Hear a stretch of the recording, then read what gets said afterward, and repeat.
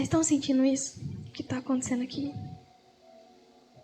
Vocês estão dentro disso? Jesus está aqui, isso nos basta. Antes de eu entrar de fato na palavra, e se você já puder, deixa aberto em Mateus 26. Antes de nós nos aprofundarmos nessa mensagem, eu queria só compartilhar uma experiência pessoal que eu tive essa semana de simplesmente ouvir a voz de Deus. Não tem nada... Quer dizer, isso é muito sobrenatural, né? Um ser humano ouvir a voz de Deus já é sobrenatural. Mas, como vocês sabem, eu compartilhei mais profundamente com algumas pessoas aqui o que a gente teve que enfrentar durante algumas semanas atrás. Não foram situações confortáveis e eu juro que eu pensei, falei, Deus, eu vou ter que de novo pedir para alguém me cobrir. De mim eu não tenho nada a oferecer. E humildemente eu falei isso para Jesus. Eu não tinha nada para oferecer. Não tinha mesmo, não tinha uma palavra, não tinha uma mensagem, não estava nos meus melhores dias. E sutilmente o Espírito Santo soprou um versículo no meu coração, que está em Lucas 19:40, que diz assim: eu lhes digo, respondeu ele, se eles se calarem, as pedras clamarão. Essa palavra veio como flecha no meu coração semana passada. E eu fui ler o contexto bíblico e Jesus disse isso quando ele entrou em Jerusalém. E a entrada triunfal dele foi num jumentinho, onde pessoas lançavam ramos na frente dele e declarava: Hosana nas alturas, bendito o que vem no nome do Senhor. E os fariseus viram para ele e falam: Senhor, repreende os seus discípulos. Olha o que eles estão falando. Olha o que eles estão dizendo, repreende eles. E aí Jesus diz: eu lhes digo, e respondeu ele, se eles se calarem, as pedras clamarão. E às vezes a religião, os religiosos e até a nossa própria mente pecaminosa, limitada, diz que nós não podemos, que nós não somos dignos de carregar essa mensagem. A mensagem do puro e simples evangelho. E realmente a gente não é digno. Mas Ele é digno. Ele é digno. Ele é digno da nossa vida. Então, para encorajar vocês, eu quero te dizer, diga sim a essa palavra essa noite. Não deixe que as pedras clamem.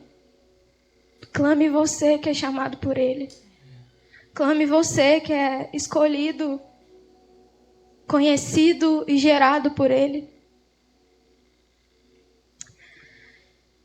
E eu queria compartilhar com vocês, se eu fosse colocar um título nessa mensagem, eu colocaria, deixa eu ver, 1, 2, 3, 4, 5, 6, 7, 8 lições que Jesus nos ensina sobre o sofrimento. E para começar essa palavra, a gente vai ler Mateus 26, do 31 ao 35. A gente vai caminhar em alguns capítulos aí, a gente vai ler bastante a Bíblia. Alguém pode dar um glória? Então vamos começar? Mateus 26, do 31 ao 35, vai contar que Jesus prediz que Pedro vai negar ele. E diz assim: então Jesus lhes disse, ainda essa noite todos vocês me abandonarão, pois está escrito, ferirei o pastor e as ovelhas do rebanho serão dispersas. Mas depois de ressuscitar, irei adiante de vocês para a Galileia. Pedro respondeu, ainda que todos te abandonem, eu nunca te abandonarei.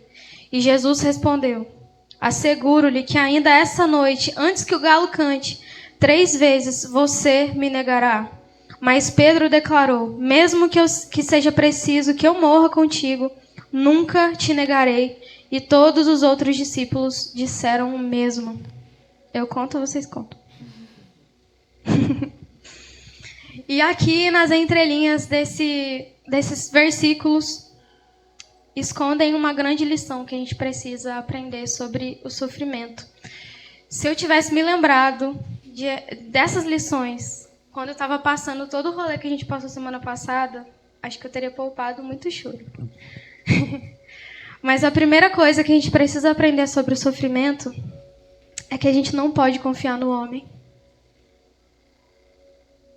E principalmente se o mesmo não compreende a voz de Deus a seu respeito.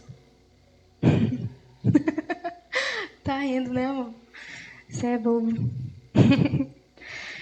Isso é muito sério, gente. Isso é muito sério. Porque nos momentos em que a gente mais sofre, é os momentos que a gente mais fica vulnerável.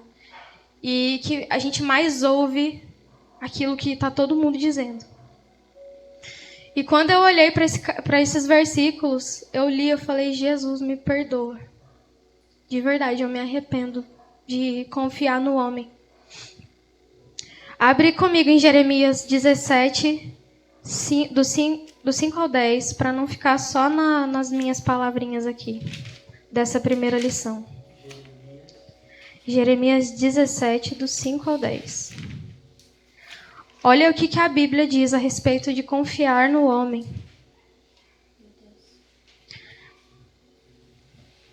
Assim diz o Senhor. Todos acharam? Amém. Assim diz o Senhor.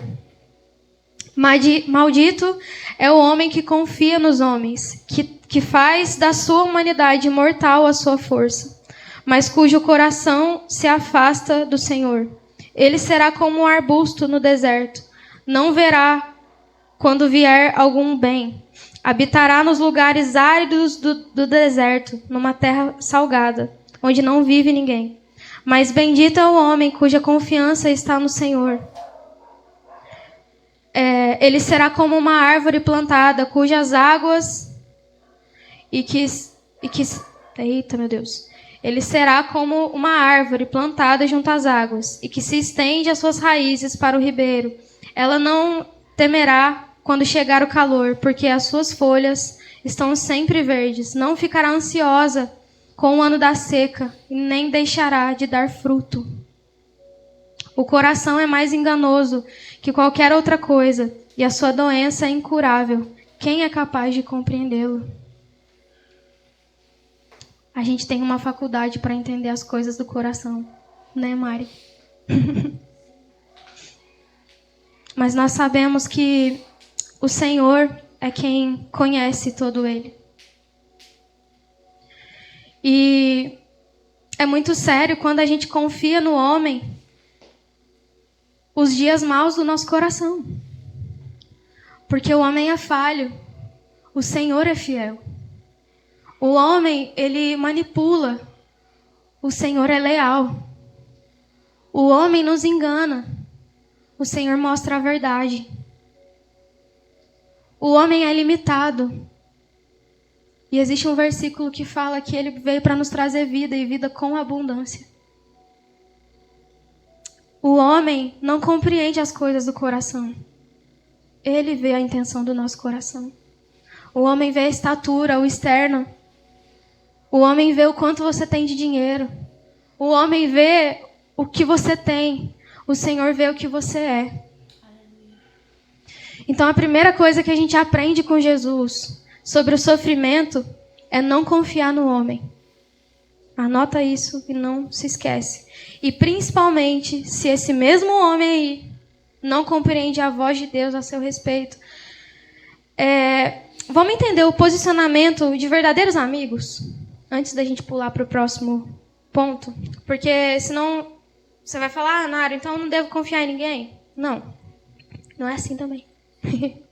Você não deve depositar toda a confiança do seu coração, mas existem homens e mulheres que estão posicionados em te exortar e te mostrar o caminho. Alguém pode ler para mim Provérbios 27, 5 e 6?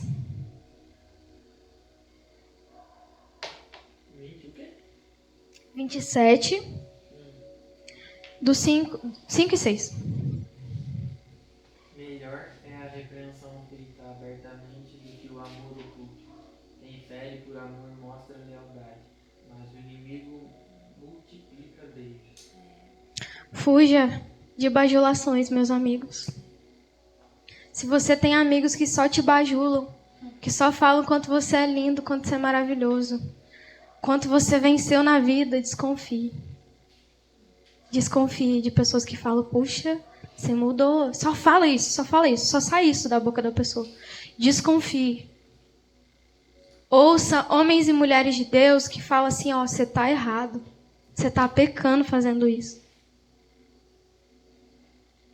Ouçam homens e mulheres de Deus que pecam, que são pecadores como a gente, mas que mostram a verdade, que te chamam para orar, que te chamam para responsabilidade, que te lembram que você também é filho de Deus e que você precisa estar posicionado no lugar certo, independente do teu sofrimento. Até a respeito das nossas dores, meus amigos, Deus não ignora nenhuma dor que a gente sente. Ele não diminui a nossa dor. Ele não diminui os nossos sentimentos. Mas Ele não gosta, não é que não gosta, como é que eu vou falar isso? Ele não fica satisfeito em te ver parado no mesmo lugar. Então, às vezes nós nos encontramos nesse lugar do deserto, em terras salgadas, onde não tem água, onde é tudo muito ríspido, muito seco. E talvez é porque a nossa confiança está no lugar certo, no lugar errado. E hoje a gente precisa trazer a nossa confiança para o lugar certo, que é o Senhor. Porque é nele que nós nos tornamos essa árvore plantada junto a ribeiros. Olha só que legal que fala lá em Jeremias, que fala que essa árvore não fica ansiosa pelo tempo de seca. Quantas vezes nós ficamos ansiosos no que vai acontecer, sabe? A gente sabe que vai dar um ruim. Às vezes a gente está vivendo... Eu sou assim, às vezes eu estou vivendo um tempo muito tranquilo. Tipo, nada de mal está acontecendo, que Deus permite também, né? Que a gente desfrute um pouquinho. Só que às vezes eu encontro meu coração ansioso, falo, cara, daqui a pouco vai aparecer uma luta, o que eu vou fazer? E nem chegou ainda. Nem sei o que vai acontecer e eu já estou maquinando aquilo. Mal de ansioso. Mas vamos trazer o nosso coração hoje para o lugar certo e aprender com Jesus aqui. A Vi me falou uma coisa semana passada que discipulou meu coração. Ela me lembrou de uma coisa, de que a gente nunca perde em aprender com Jesus. A gente nunca perde em ser como Jesus nas situações. Ainda que isso nos custe, né? Então, anotado aí a primeira lição, não confie no homem. E ouça aqueles que são a voz de Deus para você. Seguindo aí em Mateus 26, a gente vai encontrar Jesus depois aí do lava-pés, depois de ter dito isso para os discípulos, de ter falado assim, até parece que vocês não vão me negar e me abandonar. Ele caminha para o Getsemane. E Mateus 26, 36 vai falar o seguinte, então Jesus foi com seus discípulos para um lugar chamado Getsemane. E lhes disse, sentem-se aqui enquanto eu vou ali. Uma lição muito, muito, muito preciosa. Vocês sabem o que significa Getsemane? No original, alguém? Então anota aí. Isso. Getsemane significa prensa de azeite. E a segunda coisa, diante disso, a segunda coisa que a gente tem que aprender a respeito do sofrimento com Jesus é que a gente precisa correr para o lugar de oração, para as prensas de azeite. Azeite, na Bíblia, toda vez que você vê aparecer a palavra azeite ou óleo, sempre vai remeter a unção. E unção representa a presença do Espírito Santo na nossa vida. E é no lugar de oração que compreendemos esse Getsemane de Deus na nossa vida. Onde a gente é esmagado, onde a gente é pressionado, onde a gente é amassado até extrair azeite.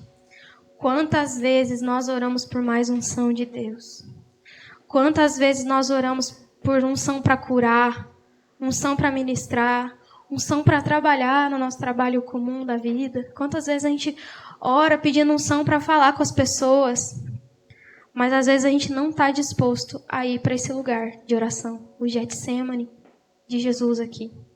que é esse lugar da prensa de azeite. O próprio sofrimento. Vamos abrir em Hebreus 5.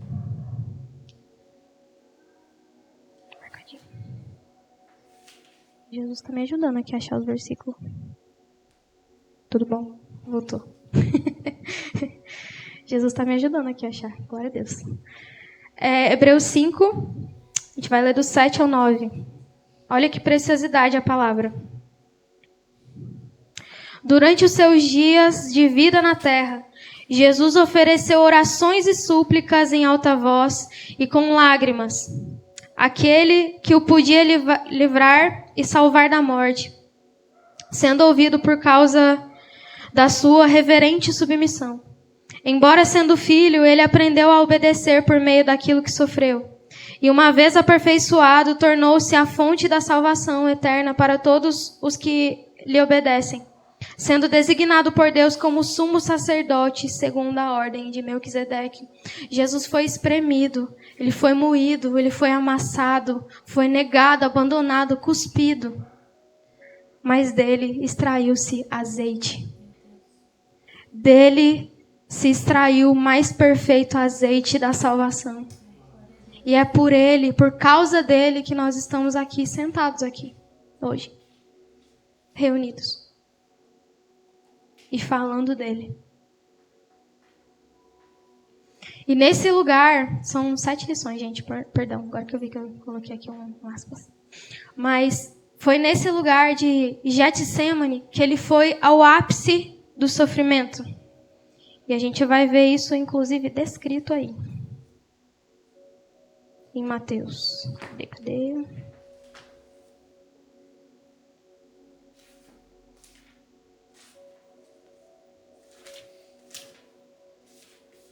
Eu marquei. Aqui.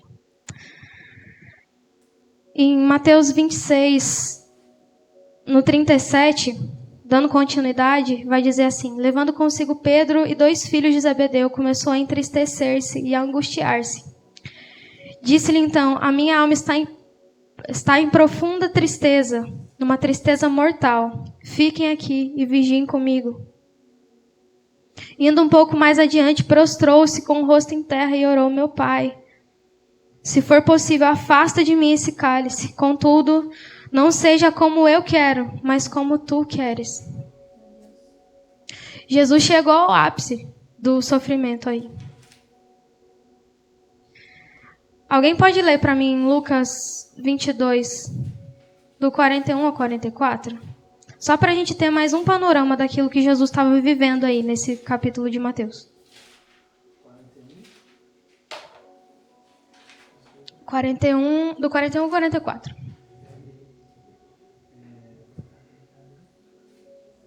Ele se afastou deles a uma pequena distância. Ajoelhou-se e começou a orar. Pai, se queres, afasta de mim esse cálice. Contudo, não seja feita a minha vontade, mas a tua. Apareceu-lhe então um anjo do céu que o fortalecia. Estando angustiado, ele orou ainda mais intensamente, e o seu suor era como gotas de sangue que caíam no chão. Meu Deus. Olha só, fica comigo que no fim vai dar certo. Existe um dado que fala que 1 a cada 8 pessoas vive com alguma doença ou transtorno mental no mundo. A ansiedade e a depressão são as mais comuns delas e chegam a representar 60% dos casos. Na América Latina, o Brasil é o país com maior prevalência de depressão. São mais de 300 milhões de pessoas com depressão e ansiedade. E enquanto Jesus orava aí, aconteceu uma coisa aí até externa com ele. E eu li uma vez que, num livro do Augusto Cury, que ele estudava sobre a inteligência de Cristo. E eu lembro perfeitamente desse dia que eu estava lendo e eu fiquei muito assustada. Porque ele apresentou estudos psicológicos de como Jesus chegou ao ápice de ansiedade, de angústia, de tristeza naquele dia, a ponto de suar sangue. Isso fisiologicamente é possível. Uma pessoa estar tão angustiada, tão triste, tão ansiosa, que ela é capaz de suar sangue. Sabe crise de ansiedade? Quando você fica tremendo, você parece que está com frio, seu coração parece acelerar. Imagina isso numa proporção de 10 vezes mais, a ponto dos seus poros abrirem e o seu sangue sair, gotejar, você suar sangue. Você passa a mão assim, ó, e você está suando sangue. Jesus chegou ao ápice desse sofrimento.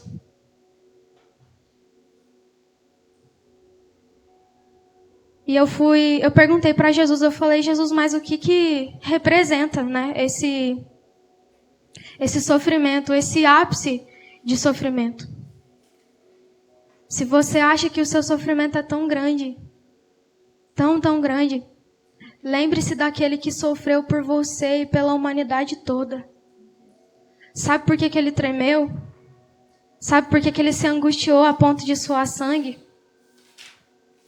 Porque em Isaías 53:4 diz o seguinte: certamente ele tomou sobre si as nossas enfermidades e sobre si levou as nossas doenças. Contudo, nós o considerávamos castigado por Deus atingido e afligido, mas ele foi transpassado por causa das nossas transgressões, foi esmagado por causa das nossas iniquidades, e o castigo que nos trouxe a paz estava sobre ele, e pelas suas feridas nós fomos curados.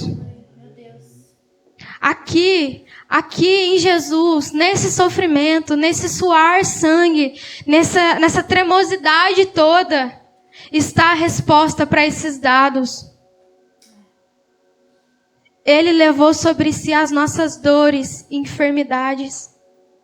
E o castigo que nos dá a paz aqui agora estava sobre ele aquele dia.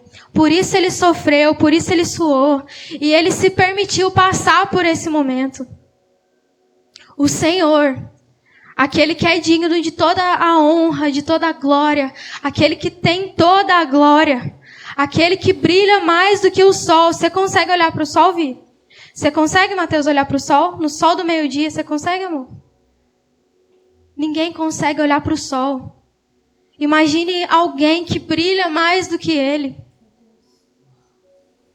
Jesus estava vestido de glória, mas ele se despiu para suar sangue. Ele se desfez da sua glória para tremer em crises de ansiedade e de tristeza, dizendo para os seus amigos, aqueles que o trairiam, que o negariam. Imagina só ele dizendo aquele dia, eu estou em profunda ansiedade. Sabe aquela ligadinha que você dá para o seu amigo que ora por você? Foi o que Jesus fez aquele dia. E o que os discípulos fizeram? Dormiram. Maldito é o homem que confia no homem. Jesus ali naquele momento de sofrimento, ele poderia ter chutado o balde. E ele tinha poder para isso, tá? E ele não fez. Jesus não se ofendeu porque os discípulos dele dormiram.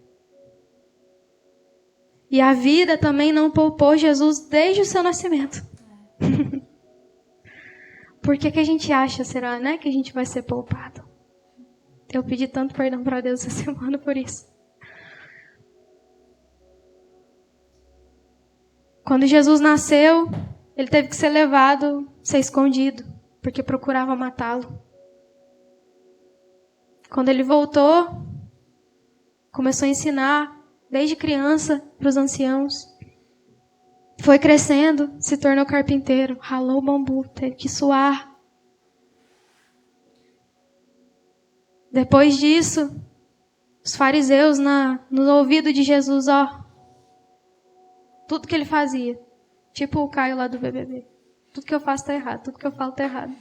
E aí chegava um discípulo e falava, inclusive o que você está falando agora está errado. Jesus era puro suco disso. Mas ele não se ofendeu. Sabe qual que foi a resposta dele? Voltar para o lugar onde ele é amassado. Voltar para o lugar onde ele é pressionado. E falar assim, meu Pai, Se for possível, afasta de mim esse cálice. Contudo, não seja como eu quero, mas como você quer. Que precioso isso. Jesus nos ensina a ser assim.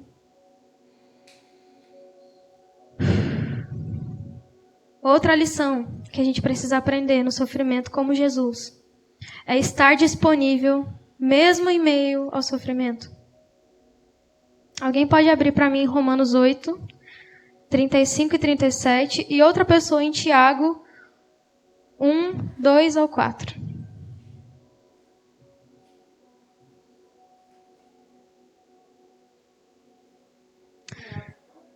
Tiago 1, do 2 ao 4. Mas segura aí. Veja bem, Jesus, quando ele fala isso a primeira vez, ele volta e encontra seus discípulos dormindo, no versículo 40. E aí ele fala assim: vocês não puderam vigiar comigo nem por uma hora? Perguntou ele a Pedro. Vigiem e orem para que vocês não caiam em tentação. O espírito está pronto, mas a carne é fraca. E retirou-se outra vez para orar. Meu pai, se não for possível afastar de mim este cálice, sem que eu o beba, faça-se a sua vontade. Quando voltou de novo, os encontrou dormindo, porque seus olhos já estavam pesados.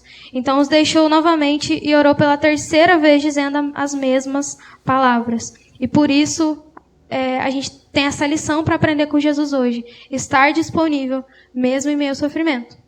Alguém pode ler Romanos? Quem nos separará do amor de Cristo? Será tribulação, ou angústia, ou perseguição, ou fome, ou nudez, ou perigo, ou espada? Até o 37, mano. Perdão. Como está escrito, por amor de ti enfrentamos a morte todos os dias. Somos considerados como ovelhas destinadas ao matadouro. Mas em todas essas coisas somos mais que vencedores por meio daquele que nos amou. Amém. Tiago 1, do 2 ao 4. Meus irmãos, tenham por motivo de grande alegria o fato de passarem por várias provações, sabendo que a aprovação da fé que vocês têm produz perseverança. Ora, a perseverança deve ter ação completa, para que vocês sejam perfeitos e íntegros, sem que lhes falte nada. Amém. Amém. Esses momentos de grande pressão nos trata. Esses momentos de grande pressão nos mostram o que é mais importante. Então, quero encorajar você, por mais que você não esteja passando um momento difícil agora, guarda essa palavra de persistir, de perseverar, de permanecer no lugar onde você é amassado, independente se os outros ao seu redor dormiram, independente de que as pessoas não supriram suas expectativas. Porque o outro me traiu. Porque falaram de mim. Persevera, permanece nesse lugar de Getsemane, nesse lugar onde você é amassado, mas que o Senhor deseja, anseia em extrair azeite. Amém? Lembre-se desses versículos. Nada pode nos separar do amor de Deus. A angústia, a tristeza, as tribulações dessa terra, nada nos separará. Eu oro de verdade para que a gente descubra juntos aqui a riqueza de nos alegrarmos no sofrimento. Porque aqui é só um pouquinho. E eu acredito que vai apertar mais um pouco. Ser salvo, aceitar Jesus não nos custa nada. Nos batizar, ter aquele momento gostoso em que você sente que você nasceu de novo, não nos custa nada. Mas andar com Jesus, andar com Ele, aprender com Ele, nos custa tudo.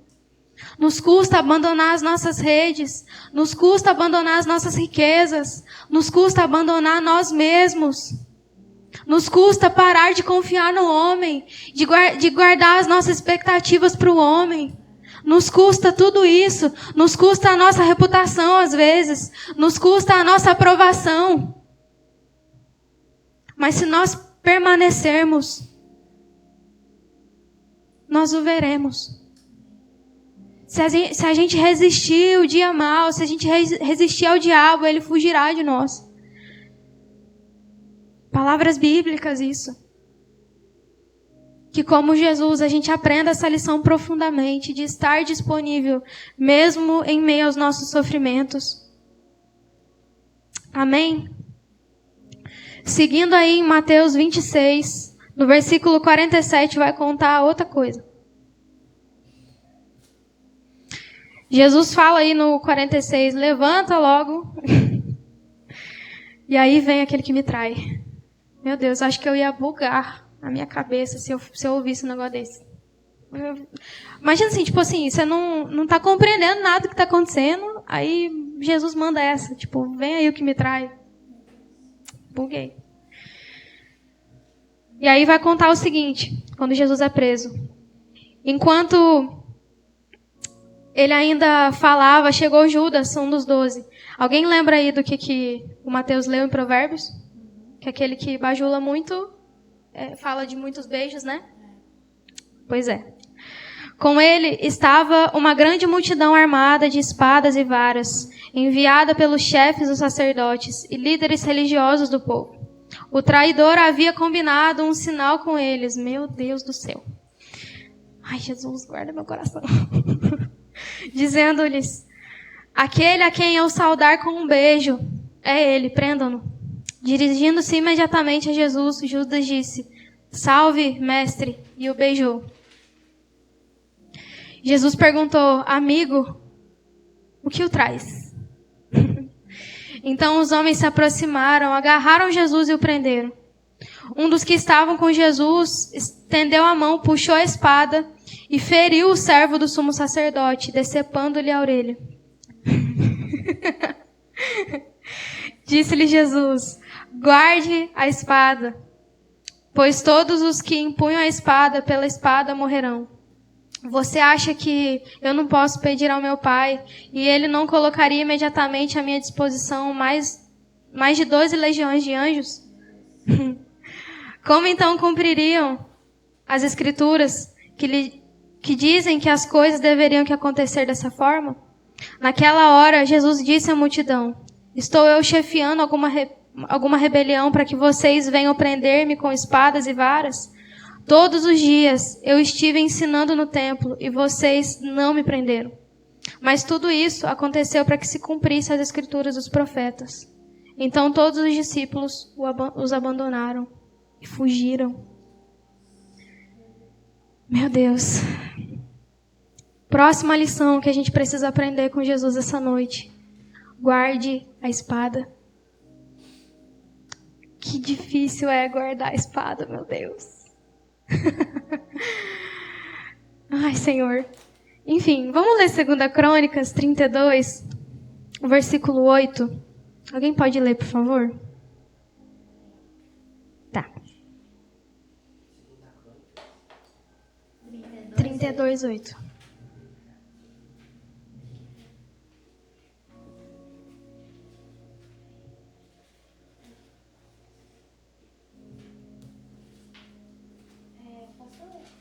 Vai lá.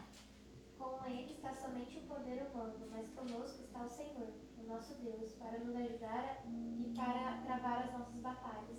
O povo ganhou confiança com o que disse Ezequias, rei de Judá. Continua? Não, sai. Do Senhor é a espada, meus amigos. Às vezes a gente almeja tanto quem nos defenda. Às vezes a gente almeja tanto quem briga e lute por nós. Quando Jesus está falando para a gente guardar a espada. Jesus não precisava ser defendido, meus amigos. Se ele quisesse, mais de 12 legiões de anjos o salvariam naquele momento. Mas ele compreendeu o propósito. Ele sabia do propósito. Depois de suar sangue, de ser traído, ser abandonado, ele poderia ter chutado o balde ali e ter consumido todo mundo com um estalar de dedos. Ou com um sopro, como ele vai derrotar Satanás no último dia. Mas ele se calou e ainda falou para o amigo dele, guarda a sua espada, porque eu não preciso ser defendido. Jesus não precisa ser defendido por nós. E às vezes a gente acha que a nossa causa é plausível. A gente fala, Jesus, mas é um culto. Jesus, mas é a sua palavra. Jesus, mas é mentira, é pecado. E Jesus está falando para nós, eu não preciso ser defendido. Guarda a sua espada. É minha a vingança.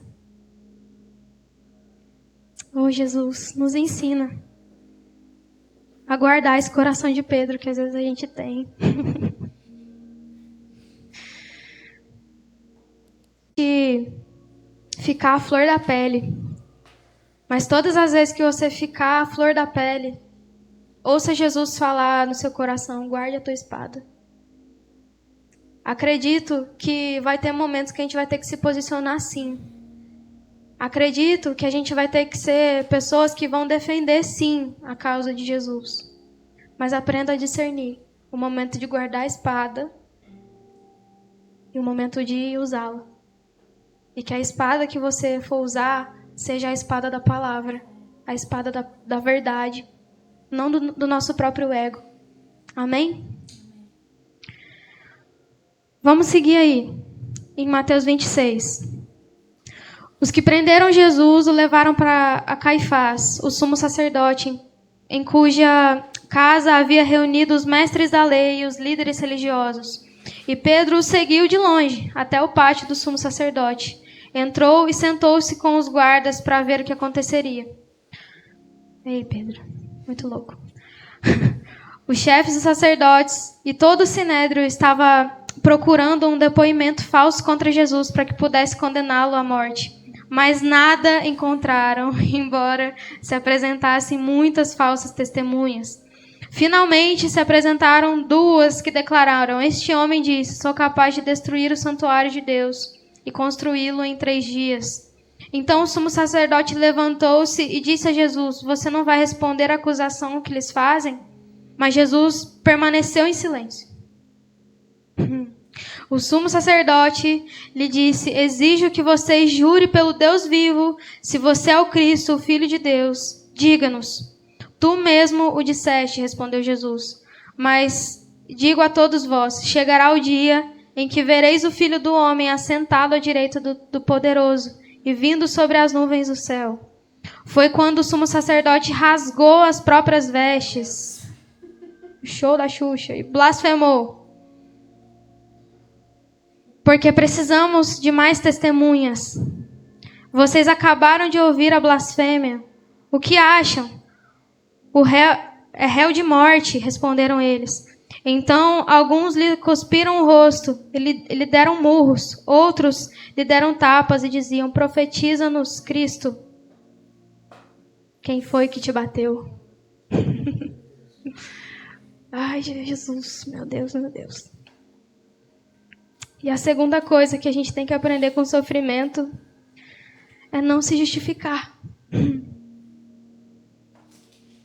A resposta de Jesus para as testemunhas que o condenaram ali, ele se calou. Isso me fez me lembrar de uma frase muito legal que eu ouvi há um tempo atrás. Quem se defende perde a oportunidade de ser defendido.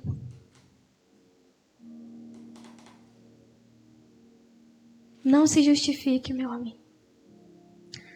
Jesus tinha todas as razões do mundo para se levantar ali e de novo fulminar todo mundo. Mas ele escolheu ficar em silêncio. E depois disso, ele ainda foi estapeado, cuspido. Deram murros no nosso Jesus. E ainda zombaram dele e disseram: profetiza-nos, Cristo. Quem foi que te bateu? Ah, meus irmãos, quantas das vezes nós somos feridos por essas piadinhas de duplo sentido? Quantas vezes, meus amigos, nós somos estapeados na alma? Quantas vezes nós somos esmurrados emocionalmente? E eu quero te dizer que a graça em não se justificar. Porque Jesus te vê. Aquele que conheceu esse sofrimento te vê. Quantas vezes mentem ao nosso respeito.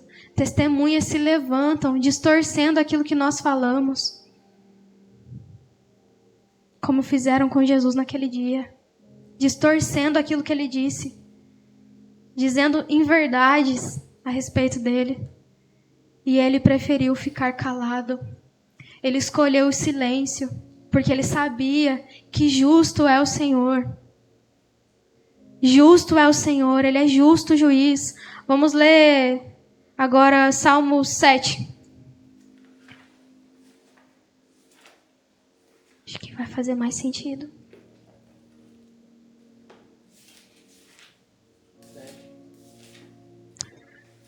Salmo 7, nós vamos ler do 11 ao 16.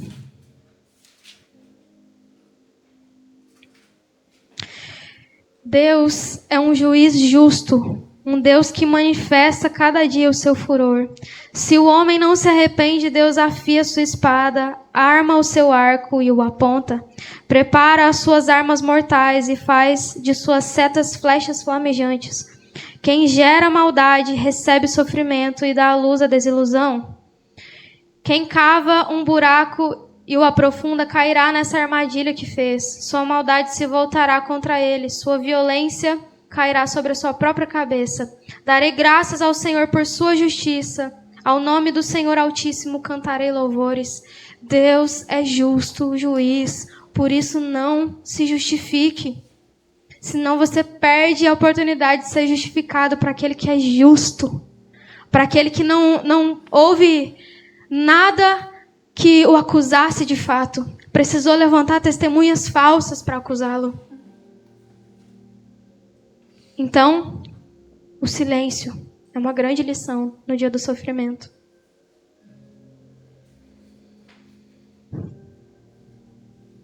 E aí, seguindo, a gente vai encontrar o seguinte. Pedro, que estava ali ao redor de Jesus, vendo de longe, sentado no pátio, e uma criada aproximando-se dele disse: você também estava com Jesus, o Galileu. Mas ele o negou diante de todos, dizendo: não sei o que você está falando. Depois saiu em direção à porta, onde outra criada ouviu e disse aos que estavam ali: esse homem estava com Jesus o Nazareno. Não estou doida? E ele, jurando, o negou outra vez: não conheço esse homem. Pouco tempo depois, os que estavam por ali chegaram a Pedro e disseram: certamente você é um deles. O seu modo de falar o denuncia. Aí ele começou a lançar maldições e jurar: não conheço esse homem. Imediatamente o galo cantou. Então Pedro se lembrou da palavra que Jesus tinha dito: antes que o galo cante, você me negará 3 vezes. E saindo dali, chorou amargamente. Amargamente, Pedro chorou. Outra lição que a gente precisa aprender no dia do sofrimento é o seguinte: não espere que os outros te defendam. Se a salvação de Jesus dependesse de Pedro ali, que falou em alta voz que não o abandonaria, e que depois o abandonou e ainda o negou 3 vezes. Imagina se Jesus tivesse confiado em Pedro. E olha que, entre aspas, ele apresentou ali um grauzinho de confiança. Poxa, quando eles me prenderam, ele foi lá e cortou a orelha do soldado. É de se confiar, não é?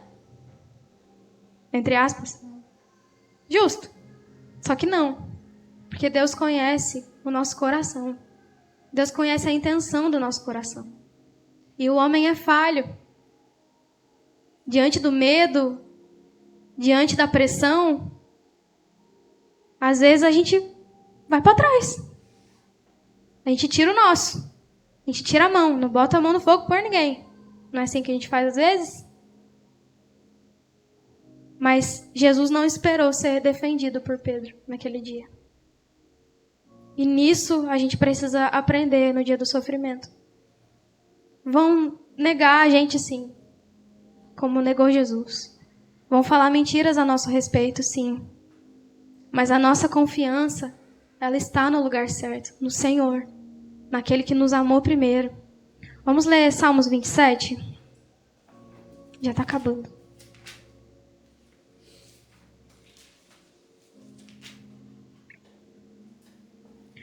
A partir do verso 3.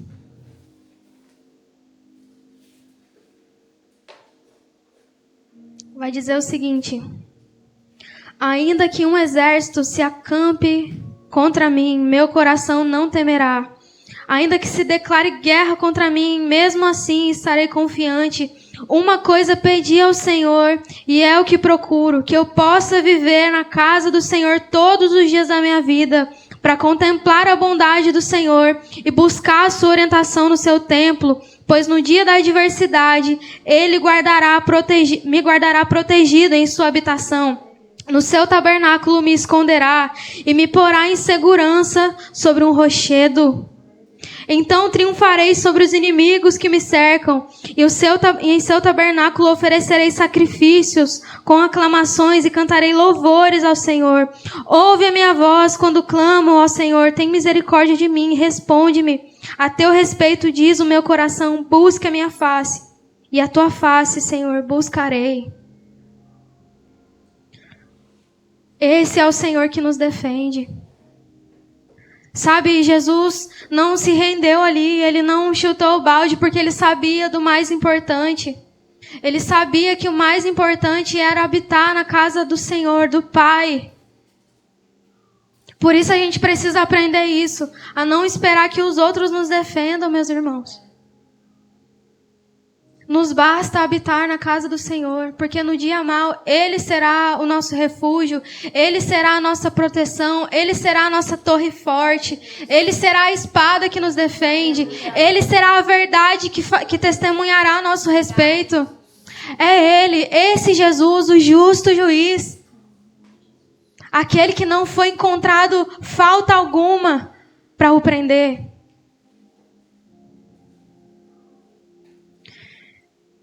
E por fim, meus amigos, a última lição que a gente precisa aprender essa noite com Jesus a respeito do sofrimento é aceitar o processo até ver a glória de Deus. Depois dali, Jesus ainda é levado a Pilatos. E diante de Pilatos, diante da multidão, a multidão escolhe Barrabás em vez de Jesus, um assassino em vez de Jesus. E quantas das vezes nós caminhamos nesse lugar também, não tanto quanto ele, porque se existe alguém que sofreu nessa vida, não é a gente não, meu amigo. Se existe alguém que não foi poupado em nada nessa vida, não foi a gente não, foi Jesus. Ele foi o primeiro. Mas quantas das vezes nós nos encontramos nesse lugar de sofrimento mesmo, onde as pessoas que a gente mais espera nos defender, escolhe o outro, escolhe Barrabás em vez da verdade. Jesus, diante disso tudo, como ovelha muda levada ao matador, ele se calou. Não aceitou ser defendido, ele viveu o processo. Ele aceitou o processo. E não no sentido de permanecer ali naquele lugar de sofrimento, mas porque ele sabia que existia um propósito a ser cumprido. Tanto que o tempo todo ele falava, porque assim está escrito. Aconteceu isso porque está escrito nos profetas. Aconteceu assim porque estava escrito. Lembre-se disso também no dia do seu sofrimento. Você vai passar por um deserto sim, mas está escrito. Já está escrito. Não é um lugar de permanência. A gente precisa se levantar até ver a glória de Deus. Jó também foi alguém que sofreu muito. Foi tirado todo o seu sustento, também os seus filhos, tudo que ele tinha, até a sua saúde, a ponto dele raspar o seu corpo com um caco de telha, a lepra dele. Sofreu tanto quanto Jesus. Mas quando tudo foi restituído e ele passou o processo que sei lá quantos anos levou, também foi traído pelos seus amigos. E no final de tudo, quando tudo ficou bem, ele poderia muito ter procurado cada um e falado, tá vendo, miserável? Quem é que estava mentindo? Mas isso não foi o mais importante para ele. Sabe o que foi o mais importante para ele? Antes, eu te conhecia só de ouvir falar. Às vezes a gente conhece o Jesus só do The Chosen, ou do Paixão de Cristo, que a gente vê toda Páscoa. Às vezes a gente conhece o Jesus só daquele pregador top que a gente ouve na internet. O Jesus só da Dunamis. O Jesus só da One. O Jesus só da historinha lá que contaram. O Jesus da religião que ainda está lá pregado numa cruz. Mas nós não o conhecemos como Jó. Hoje os meus olhos te veem. Se você quiser anotar, está em Jó 42:5 isso. Será que a gente pode dizer para Jesus isso? Que a gente aceita o processo até ver a glória dele? Diante de todo o rolê que a gente passou durante as outras semanas aí, Jesus me fez olhar para um lugar que se parece muito com aquilo que a gente vive em relacionamento com ele. Às vezes a gente passava a semana, o dia todo, né, amor? Trabalhando e tentando apagar fogo e trabalhando muito para suprir algo e agitadíssimo o dia. Mas quando a gente sentava na mesa, e fazia o que a gente sempre faz, de orar antes das refeições, me fazia me lembrar do mais importante, que é o Senhor. E às vezes tá tudo uma bagunça. Às vezes a gente está no auge da multidão gritando por Barrabás. Às vezes a gente está no auge sendo negado, sendo traído. Mas a gente precisa se lembrar que o mais importante é a nossa comunhão, o pão diário que a gente tem com Deus. Senão não seria pão. Jesus poderia ter usado várias outras figuras para representar a presença dele, mas ele representou o pão, o alimento. O dia que a gente não come, a gente fica podre. O dia que a gente não come, a gente não tem força para levantar para trabalhar. E às vezes a gente precisa voltar os nossos olhos para isso. Então que no final de tudo, no sofrimento todo, que a gente se lembre de que antes a gente conhecia Jesus só de ouvir falar. Mas se você perseverar nessas lições, então os nossos olhos o verão. E a gente vai contemplar aquilo que Maria contemplou naquele dia. Quando tudo se cumpriu. Quando o véu do templo se rasgou em dois e de alto a baixo. Quando o céu escureceu, os mortos começaram a ressuscitar ali. Quando o céu, tudo mudou ali. Quando Jesus entregou o Espírito. E passados os 3 dias, ele ressuscitou, dobrando as suas vestes, deixando ali, dizendo que ele voltaria. Um dia a gente vai contemplar aquilo que Maria contemplou. O estrondo, o terremoto da pedra do sepulcro sendo removida. E o anjo dizendo para ela: quem que você está vindo procurar, minha querida? Quem que você está vindo procurar no lugar de morte? Aonde está, ó morte, a sua vitória? Aonde está? Ele ressuscitou. Ele está vivo. Ele está vivo e em breve ele voltará. E a gente precisa aprender a ser participantes dos sofrimentos de Jesus, sabendo que ele voltará. E que a nossa glória, a nossa defesa, a nossa aceitação, ela não está nas coisas dessa terra. Ela não está na boca daqueles que nós guardamos expectativa. Mas a nossa glória é eterna, a nossa glória é conhecê-lo, a nossa glória é vê-lo. Com olhos como chamas de fogo, com os cabelos mais brancos, alvos como a neve.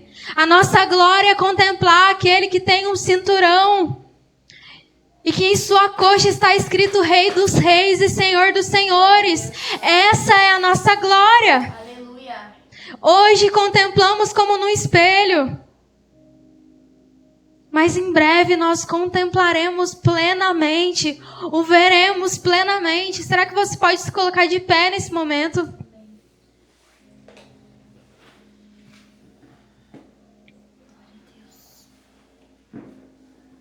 Ah, Jesus, como te desejamos, como ansiamos a sua presença.